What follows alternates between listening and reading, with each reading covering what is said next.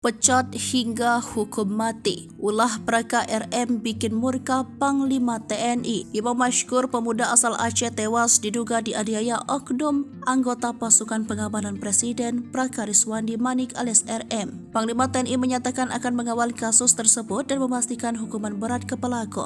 Hal tersebut disampaikan oleh Kepala Pusat Penerangan TNI Laksda Julius Wicono. Panglima TNI prihatin dan akan mengawal kasus ini agar pelaku dihukum berat maksimal hukuman mati, kata Julius ketika dikonfirmasi pada Senin 28 Agustus 2023. Menanggapi hal tersebut, Komandan Pas Pampres Majen TNI Rafael Granada Pai mengatakan, saat ini Pemdam Jaya sedang melaksanakan penyelidikan terhadap dugaan adanya keterlibatan anggota Pas Pampres dalam tindak pidana penganiayaan. Terduga saat ini sudah ditahan di Pemdam Jaya untuk diambil keterangan dan kepentingan penyelidikan, kata Rafael ketika dihubungi Tribunnews.com pada Minggu 27 Agustus. Ia juga menegaskan proses hukum akan dilakukan sesuai ketentuan hukum yang berlaku apabila anggota Pas Pampres tersebut terbukti melakukan tindak pidana.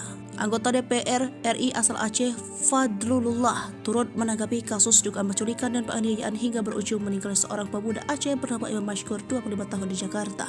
Fadlullah diketahui melaporkan kasus tersebut kepada Panglima TNI, Kepala Staf TNI Angkatan Darat, hingga polisi militer untuk diproses hukum seadil-adilnya. Tidak bisa kita terima sebagai orang Aceh, kasus ini harus dikawal sampai tuntas, pungkasnya. Oknum Pas Pampres menyiksa pemuda Aceh itu sempat meminta uang sebanyak 50 juta ke korban sebelum dibunuh. Video mengenai penyiksaan korban ke dalam mobil sampai meminta tolong ke keluarga agar segera mengirimkan uang beredar cepat di grup WhatsApp masyarakat Aceh. Dalam video tersebut juga terlihat korban sudah berdarah.